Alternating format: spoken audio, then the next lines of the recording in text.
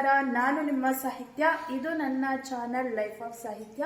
ಇವಾಗ ಒಂದು ರೌಂಡ್ ಹೊರಗೆ ಹೋಗಿ ಬಂದ್ವಿ. ಕೇಕ್ ಶೋ ಇತ್ತು ಅಂತ ನೋಡಕ್ ಹೋದ್ವಿ. ಇವಾಗ ಕೇಕ್ ಶೋ ಯಾವ ತರ ಇತ್ತು ಅಂತ ನೋಡ್ಕೊಂಡ್ಬನ್ನಿ. JP ನಗರ 7th ಫೇಸ್ ಅಲ್ಲಿ ಬೆಂಗಳೂರು ಕೇಕ್ ಶೋ 2025-26 ಅಂತ ಕೇಕ್ ಶೋ ನಡೀತಾ ಇತ್ತು. ಸೊ ನಾವು ಅದನ್ನ ನೋಡೋಣ ಅಂತ ಹೇಳ್ಬಿಟ್ಟು ಇವತ್ತು ಬಂದಿದ್ವಿ. ಎಂಟ್ರಿ ಟಿಕೆಟು ಒಬ್ಬರಿಗೆ 60 ರೂಪಾಯಿ ಆಗುತ್ತೆ ಆ್ಯಂಡ್ ಐಶುಗೆ ಫ್ರೀ. 5 ವರ್ಷ ಒಳಗಿನ ಮಕ್ಕಳಿಗೆ ಫ್ರೀ ಟಿಕೆಟು. ಕೇಕ್ ಶೋ ಯಾವತ್ತೂ ನೋಡಿರಲಿಲ್ಲ, ಫಸ್ಟ್ ಟೈಮ್ ನೋಡ್ತಿರೋದು. ಸಿಕ್ಕಾಪಟ್ಟೆ ಎಕ್ಸೈಟ್ಮೆಂಟ್ ಇತ್ತು, ಹಾಗೆ ಅಷ್ಟೇ ಜನ ಇತ್ತು. ಒಂದು ಖುಷಿಯಾದ ವಿಚಾರ ಏನಂದರೆ ಪಾರ್ಕಿಂಗ್ ಅಂತೂ ಸಿಕ್ಕಾಪಟ್ಟೆ ಚೆನ್ನಾಗಿ ವ್ಯವಸ್ಥೆ ಮಾಡಿದ್ರು. 2 ವೀಲರ್ಗೆ ಒಂದು ಸಪ್ರೇಟು, 4 ವೀಲರ್ಗೆ ಅಂತ ಅಂದ್ಬಿಟ್ಟು ಪಾರ್ಕಿಂಗಿಗೆ ಫ್ರೀ ಎಂಟ್ರಿ ಆ್ಯಂಡ್ ಅದಕ್ಕೇನು ಫೀಸ್ ಕೊಡಬೇಕು ಅಂತ ಇಲ್ಲ. ಸೊ ಕೇಕ್ ಶೋಗೆ ಮಾತ್ರ 60 ರೂಪೀಸ್ ಎಂಟ್ರಿ ಟಿಕೆಟ್ನ ತಗೊಂಡು ಇವಾಗ ಒಳಗೆ ಬಂದರೆ ಅದ್ರದ್ದು ವೈಬೇ ಬೇರೆ ಥರ ಇತ್ತು. ನಾನು ಮೊಬೈಲಲ್ಲೂ ಕೇಕ್ ಶೋದು ವೀಡಿಯೋಸ್ ಎಲ್ಲ ಅಷ್ಟು ನೋಡೇ ಇಲ್ಲ.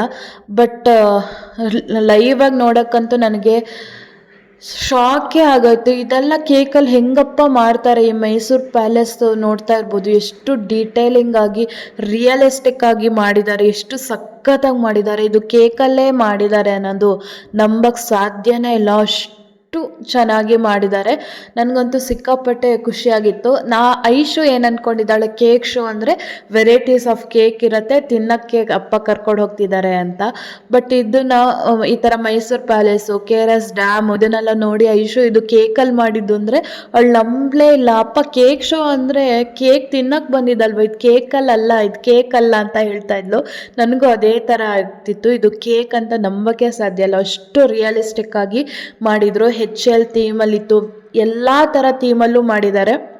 ಆ್ಯಂಡ್ Jan 4th ತನಕ ಈ ಕೇಕ್ ಶೋ ನಡೀತಾ ಇದೆ JP ನಗರ 7th ಫೇಸಲ್ಲಿ. ಯಾರೆಲ್ಲ ಇನ್ನೂ ನೋಡೋಕ್ಕೆ ಹೋಗಿಲ್ಲ, ಇನ್ನೂ ಟೈಮ್ ಇದೆ, ಬೆಂಗಳೂರಲ್ಲಿ ಇದ್ದವರು ಹೋಗಿ ನೋಡ್ಕೊಂಬನ್ನಿ. ಮಕ್ಕಳನ್ನ ಕರ್ಕೊಂಡೋದ್ರೆ ಸಿಕ್ಕಾಪಟ್ಟೆ ಎಂಜಾಯ್ ಮಾಡ್ತಾರೆ ಅಂತ ಹೇಳಕ್ಕೆ ಇಷ್ಟಪಡ್ತೀನಿ. ಮ್ಯೂಸಿಕಲ್ ಥೀಮಲ್ಲೂ ಕೂಡ ಇತ್ತು, ಮ್ಯೂಸಿಕಲ್ ಇನ್ಸ್ಟ್ರೂಮೆಂಟ್ ಥೀಮು. ನಾವೊಂದು ನಾರ್ಮಲ್ ಕೇಕ್ ಮಾಡೋಕ್ಕೆ ಎಷ್ಟು ಸೈಕಲ್ ಹೊಡಿತೀವಿ, ಎಷ್ಟು ಸತಿ ಫ್ಲಾಪ್ ಆಗುತ್ತೆ, ಕೇಕ್ ಮಾಡೋದೇ ಕಷ್ಟ ಅಂತ ಅನ್ಕೋತೀವಿ. ಬಟ್ ಇಲ್ಲಿ ನೋಡಿ, ದೈವಗಳ ಥೀಮಲ್ಲಿ ಕೂಡ ಮಾಡಿದ್ದಾರೆ. ಯಾರು ಈ ಕೇಕ್ನ ಮಾಡಿದ್ದಾರೆ ಅವ್ರದ್ದು ಇಂಟ್ರೊಡಕ್ಷನ್ ಬೋರ್ಡ್ ಕೂಡ ಹಾಕಿದ್ದಾರೆ. ನಾನು ಅಂದ್ಕೊಂಡೆ ಇವರೆಲ್ಲ ಸೂಪರ್ ಟ್ಯಾಲೆಂಟೆಡ್ ಆ್ಯಂಡ್ ಸ್ಪೆಷಲ್ ಟ್ಯಾಲೆಂಟ್ನ ಕೊಟ್ಟಿದ್ದಾರೆ ದೇವರು ಇವರಿಗೆಲ್ಲ. ಸಾಮಾನ್ಯದವರಿಗಂತೂ ಈ ಥರ ಮಾಡೋಕ್ಕೆ ಸಾಧ್ಯನೇ ಇಲ್ಲ, ಅಷ್ಟು ರಿಯಲಿಸ್ಟಿಕ್ ಆಗಿ ಸಿಕ್ಕಾಪಟ್ಟೆ ಚೆನ್ನಾಗಿ ಮಾಡಿದ್ದಾರೆ.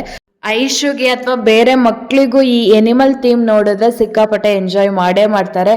ಐಶು ಅಂತೂ ಸಿಕ್ಕಾಪಟ್ಟೆ ಎಂಜಾಯ್ ಮಾಡಿದ್ಲು, ಅಷ್ಟು ಕ್ಯೂರಿಯಾಸಿಟಿಯಿಂದ ಕೇಳ್ತಾ ಇದ್ಲು, ನೋಡ್ತಾ ಇದ್ಲು. ಎನಿಮಲ್ ಥೀಮ್ ಅಂತೂ ಸೂಪರ್ ಆಗಿತ್ತು ಅಂತಲೇ ಅನ್ಬೋದು. ಸೊ ಸಾಕಷ್ಟು ಸಮಯ ಇಲ್ಲೇ ಟೈಮ್ ಸ್ಪೆಂಡ್ ಮಾಡಿದ್ವಿ. ಜಾಸ್ತಿ ಜನ ಇದ್ದಿದ್ದರಿಂದ ವಿಡಿಯೋ ಮಾಡೋಕ್ಕೆ, ಫೋಟೋ ತೆಗೋಕ್ಕೆ ಕಷ್ಟ ಆಗ್ತಿತ್ತು. ಸೊ ಆ ರಶಲ್ಲಿ ಹೋಗಬೇಕು, ವಿಡಿಯೋ ಮಾಡಬೇಕು, ಅದನ್ನು ಇಂಟ್ರೊಡಕ್ಷನ್ ಬೋರ್ಡ್ ಓದಬೇಕು, ಎಲ್ಲ ಸ್ವಲ್ಪ ಟೈಮ್ ತಗೊಂಡು ನೋಡಿ ಆದಷ್ಟು ವಿಡಿಯೋನ ಮಾಡಿದ್ದೀನಿ, ನಿಮ್ಮ ಜೊತೆ ಶೇರ್ ಮಾಡಿದ್ದೀನಿ. ನಿಮಗೂ ಇಷ್ಟ ಆಗಿದೆ ಅಂತ ನಾನು ಭಾವಿಸ್ತಾ ಇದ್ದೀನಿ. ನಿಮ್ಮೆಲ್ಲರ ಫೇವ್ರೆಟ್ ಶಾಪಿಂಗ್ ಏರಿಯಾ ಬಂದೇ ಬಿಡ್ತು. A to Z ಎಲ್ಲ ಥರ ಶಾಪಿಂಗ್ ಥಿಂಗ್ಸ್ ಕೂಡ ಇಲ್ಲಿತ್ತು. ಆ್ಯಂಡ್ ಹೋಮ್ ಪ್ರಾಡಕ್ಟ್ ಆಗಿರ್ಬೋದು ಅಥವಾ kitchen item, traditional dresses, slipper, sofa set ಎಲ್ಲ ಥರದ್ದು ಇತ್ತು.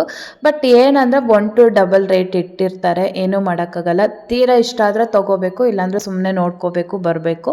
ಇವಾಗೆಲ್ಲ ಆನ್ಲೈನಲ್ಲೇ ತುಂಬ ಕಡಿಮೆಗೆಲ್ಲ ಸಿಗುತ್ತೆ, ಒಳ್ಳೆ ಕ್ವಾಲಿಟಿ ಬಟ್ಟೆಗಳೇ, ಸೀರೆಗಳೇ ಒಂದಷ್ಟು ವೆರೈಟೀಸ್ ಇತ್ತು. ನಾವೊಂದು ಸ್ವಲ್ಪ ಏನೋ ತಗೊಂಡು ನೆಕ್ಸ್ಟ್ ಏನಾದರೂ ಹೊಟ್ಟೆಗೆ ಬ್ಯಾಟಿಂಗ್ ಮಾಡಬೇಕಲ್ವಾ, ಹಾಗಾಗಿ ಬಂದ್ವಿ. ಇಲ್ಲಿ ಫುಲ್ಲು ವೆರೈಟೀಸ್ ಆಫ್ ಫುಡ್ ಸಿಗತ್ತೆ. ನನಗೆ ಸ್ವಲ್ಪ ಯೂನಿಕ್ ಅಂತ ಅನಿಸಿದ್ದು ರಾಗಿ ಸಂಡಿಗೆ ಮಾರ್ತಾ ಇದ್ರು. ಇದು ಕೂಡ ಹೋಮ್ ಮೇಡ್ ಅನ್ಸುತ್ತೆ, ಅದನ್ನ ಒಂದ್ಸತಿ ಟ್ರೈ ಮಾಡೋಣ ಅಂತ ಅನ್ಕೊಂಡ್ವಿ. ಆಮೇಲೆ ಮಿಕ್ಸರ್ಗಳ ಸುರಿಮಳೆ, ವೆರೈಟೀಸ್ ಆಫ್ ಖಾರ, ಚಿಪ್ಸು ಎಲ್ಲ ಇತ್ತು. ಸ್ವೀಟ್ ಕೂಡ ಇತ್ತು, ಸ್ವೀಟ್ ಇಷ್ಟ ಇಲ್ಲ, ಹಾಗಾಗಿ ಏನಾದರೂ ಖಾರದ್ದು ಏನಾದರೂ ನೋಡೋಣ ಅಂತ ಬಂದ್ವಿ. ಜೊತೆಗೆ ಮನೋರಂಜನೆ ಆಟ ಕೂಡ ಇತ್ತು. ಇದಕ್ಕೆ ನಾನು ಹೋಗಲಿಲ್ಲ, ನೋಡೋಕ್ಕೂ ಹೋಗಲಿಲ್ಲ, ಯಾಕೆಂದರೆ ಅದೇನು ಆಟ ಆಡಿ ವಿನ್ ಆಗೋದು ಅಷ್ಟರಲ್ಲೇ ಇದೆ, ಸುಮ್ಮನೆ ದುಡ್ಡು ವೇಸ್ಟ್. ಅದಕ್ಕಿಂತ 1 ಪ್ಲೇಟ್ ಎಕ್ಸ್ಟ್ರಾ ಏನಾದರೂ ತಿನ್ಕೋಬೋದು ಅಂತ ಹೇಳಿಬಿಟ್ಟು ತಿನ್ನೋ ಸೆಕ್ಷನಿಗೆ ಬಂದ್ವಿ. ಫಸ್ಟು ಇದು ಗಿರ್ಮಿಟ್ಟು ಮತ್ತು ಬದನೆಕಾಯಿ ಬಜ್ಜಿನ ತಗೊಂಡೆ. ಆ ಬಜ್ಜಿ ನಾನೇ ತಿಂದಿದ್ದು ಬಿಡಿ. ಗಿರ್ಮಿಟ್ಟು ಮಕ್ಕಳಿಗೂ ಕೊಡಿಸ್ಬೋದು, ಯಾಕೆಂದರೆ ಅದು ಖಾರ ಇರಲ್ಲ, ಆರಾಮಾಗಿ ತಿಂತಾರೆ. ಆ್ಯಂಡ್ ಐಶು ತಿನ್ನೋ ಜೋಶಲ್ಲಿ ಸ್ವಲ್ಪ ನಾಲ್ಗೆ ಕೂಡ ಕಚ್ಕೊಂಡು ಅಳಕ್ಕೆ ಸ್ಟಾರ್ಟ್ ಮಾಡಿದ್ಲು. ಆಮೇಲೆ ಅವಳನ್ನು ಸಮಾಧಾನ ಮಾಡಿ ಸಾಕಷ್ಟು ವೆರೈಟೀಸ್ ಇತ್ತು. ನಾನು ಏನು ತಿನ್ನೋದು ಏನು ಬಿಡೋದು ಅಂತ ನೋಡ್ತಾ ಇದ್ದೆ. ಗಿರ್ಮಿಟ್ಟು 1-2 ಸ್ಪೂನ್ ತಿಂದೆ ಅಷ್ಟೇ. ಆಮೇಲೆ ಪಾಪ ಇಲ್ಲೆಲ್ಲ ಕೆಳಗಡೆ ನೋಡಿ ಎಷ್ಟು ಡಸ್ಟ್ಬಿನ್ ಇಟ್ರು ಟಿಶ್ಯೂ, ಆ ಸ್ಪೂನು ಎಲ್ಲದೂ ನೆಲಕ್ಕೆ ಹಾಕೋದು. ಅಷ್ಟು ಜನದ ಮುಂದೆ ಪಾಪ ಅವರು ಕ್ಲೀನ್ ಮಾಡ್ತಾಯಿದ್ರು. ಅವಾಗವಾಗ ಕ್ಲೀನ್ ಮಾಡಿದ್ರು ಏನು ಗೊತ್ತಾ, ಜನಕ್ಕೆ ಬುದ್ಧಿ ಇಲ್ಲ. ಡಸ್ಟ್ಬಿನ್ 1000 ಇಟ್ಟರು ಡಸ್ಟ್ಬಿನ್ನಿಗೆ ಹಾಕಲ್ಲ, ಟಿಶ್ಯೂ ಎಲ್ಲ ನೆಲಕ್ಕೆ ಹಾಕ್ತಾರೆ. ಸೊ ಅಂತ ಹೇಳೋದು ಏನು ಬಿಡೋದು ಅಂತಲೂ ನನಗೆ ಗೊತ್ತಾಗಲ್ಲ. ಮತ್ತು ನಾನು ಟ್ರೈ ಮಾಡಿದ್ದು ಮೋಮೋಸ್ ತಿನ್ನೋಣ ಅಂತ, ಯಾಕೆಂದರೆ ಇಷ್ಟುವರೆಗೂ ಮೋಮೋಸ್ನ ನಾನು ಟ್ರೈನೇ ಮಾಡಿಲ್ಲ. ಬಟ್ ಇಲ್ಲಿ ತಗೊಂಡು ತಪ್ಪು ಮಾಡಿದೆ, ಪನ್ನೀರ್ ಮೋಮೋಸ್ನ ತಗೊಂಡೆ. ಬಟ್ ಅದು ಓಕೆ ಇತ್ತು. 150 ರುಪೀಸ್ ಆ ಚರ್ಮುರಿ ಮೋಮೋಸ್, ಇಷ್ಟಕ್ಕೆ 150 ರುಪೀಸ್ ಆಯಿತು. ಆಮೇಲೆ ನನ್ನ ಹಸ್ಬೆಂಡು ಚಿತ್ರಾನ್ನ ಟ್ರೈ ಮಾಡಬೇಕಂತೆ. ನಾನು ಮನೆಯಲ್ಲೇ 100 ಸತಿ ಚಿತ್ರಾನ್ನ ಮಾಡ್ತೀನಲ್ಲ ಅಂತ ಹೇಳಿದ್ರೆ, ಬೇಡ ಇಲ್ಲೂ ಒಂದು ಸತಿ ಚಿತ್ರಾನ್ನ ಟ್ರೈ ಮಾಡಬೇಕು ಅಂತ ಅವ್ರು ಚಿತ್ರಾನ್ನ ತೊಗೊಂಡ್ರು. ನಮ್ಮ ಐಶುಗೆ ಸ್ವೀಟ್ ಕಾರ್ನ್ನ ಕೊಡಿಸಿದ್ರು, ಮತ್ತು ಕಬ್ಬಿನ ಹಾಲಿತ್ತು. ಏನು ಗೊತ್ತಾ, ಹೊರಗಡೆ 30 ರೂಪಾಯಿಗೆ ಸಿಗೋದು, ಇಲ್ಲ 60-70 ರೂಪಾಯಿಗೆ ಸಿಗುತ್ತೆ. ಬಟ್ ನಾನು ಐಶುಗೆ ಆದಷ್ಟು ಈ ಥರ ಗಿರ್ಮಿಟ್ಟು, ಜೋಳ ಹಂಗಿದ್ದೇ ಕೊಡಿಸಿದ್ದು. ಆಲೂ ಟ್ವಿಸ್ಟರ್ ಕೇಳಿದ್ಲು, ನಾನು ಕೊಡಿಸ್ಲಿಲ್ಲ. ಎಣ್ಣೆಲಿ ಕರ್ದಿದ್ದ ಐಟಮ್ ಜಾಸ್ತಿ ಕೊಡಿಸಿಲ್ಲ. ಕೊನೆಗೂ ಅವರಪ್ಪ ಇದ್ಯಾವುದೋ ಒಂದು ಲೇಸ್ ಪ್ಯಾಕೆಟಿಗೆ ಒಂಚೂರು ಈರುಳ್ಳಿ, ಟೊಮೊಟೊ, ಸೌತೆಕಾಯಿ, ಸ್ವಲ್ಪ ಪನ್ನೀರು, ಮಯೋನೀಸು, ಒಂದು ಸ್ವಲ್ಪ ಸಾಸ್ ಎಲ್ಲ ಹಾಕಿ ಮಿಕ್ಸ್ ಮಾಡಿ ಕೊಡ್ತಾರೆ. ಏನೋ ಯೂನಿಕ್ ಆಗಿದೆ, ಚೆನ್ನಾಗಿದೆ ಅಂತ ಅಂದ್ಬಿಟ್ಟು ಇದನ್ನು ತಗೊಂಡ್ರು. ಐಶ್ರಿಗೂ ಕುರ್ಕುರೆ ಲೇಸ್ ಎಲ್ಲ ಸ್ವಲ್ಪ ಇಷ್ಟ. ತುಂಬ ಸಮಯ ಆಗಿತ್ತು ಅವಳು ಕುರ್ಕುರೆ ಎಲ್ಲ ತಿನ್ನೋದು, ಇವಾಗ ಕಡಿಮೆ ಮಾಡಿದ್ದಾಳೆ. ಸೊ ಇದನ್ನು ಕೊಡ್ಸೋಣ ಒಂದು ಅಂತ ಹೇಳಿಬಿಟ್ಟು ತಗೊಂಡ್ರು. ಇದೊಂಚೂರು ಈರುಳ್ಳಿ ಟೊಮೊಟೊ ಹಾಕಿ ಒಂದು 10 ರೂಪಾಯಿ ಲೇಸ್ ಪ್ಯಾಕೆಟ್ ಕೊಟ್ಟಿದ್ದಕ್ಕೆ 100 ರುಪೀಸ್ ಚಾರ್ಜ್ ಮಾಡಿದರು. 100 ರುಪೀಸ್ ಕೊಡೋಷ್ಟೆಲ್ಲ ಏನು ವರ್ತಿರಲಿಲ್ಲ. ಪೌಚ್ ಪ್ಲೇಟ್ಸ್ ಅಂತ, ಇದು ಯುನಿಕ್ ಅಂತ ಅನ್ನಿಸ್ತು. ಬಟ್ ಟೇಸ್ಟ್ 1-2 ಸ್ಪೂನ್ ತಿನ್ನೋ ತನಕ ವಾವ್, ಆಮೇಲೆ ಅದು ಮುಖಕ್ಕೆ ಹೊಡೆದಂಗೆ ಆಗುತ್ತೆ. ಸುಮ್ಮನೆ ಲೇಸ್ ಪ್ಯಾಕೆಟ್ ತಿನ್ನೋದೇ ಬೆಟರು. ಆಮೇಲೆ 8:45 ಆಗಿತ್ತು, ಎಲ್ಲ ಖಾಲಿ ಹೊಡಿತಿದೆ. ಯಾಕೆಂದರೆ 9 ಗಂಟೆಗೆ ಕ್ಲೋಸು, 11 ಗಂಟೆಗೆ ಬೆಳಗ್ಗೆ ಓಪನ್ ಆದರೆ ರಾತ್ರಿ 9 ಗಂಟೆಗೆ ಕ್ಲೋಸ್ ಆಗುತ್ತೆ. ಅದಕ್ಕೆ ಮನೆಗೆ ಬಂದ್ವಿ. ನಾವೇನು ತಗೊಂಡ್ವಿ ಅಂತ ಅಂದರೆ, ಇದು ರಾಗಿದು ಸಂಡಿಗೆ ತಗೊಂಡ್ವಿ.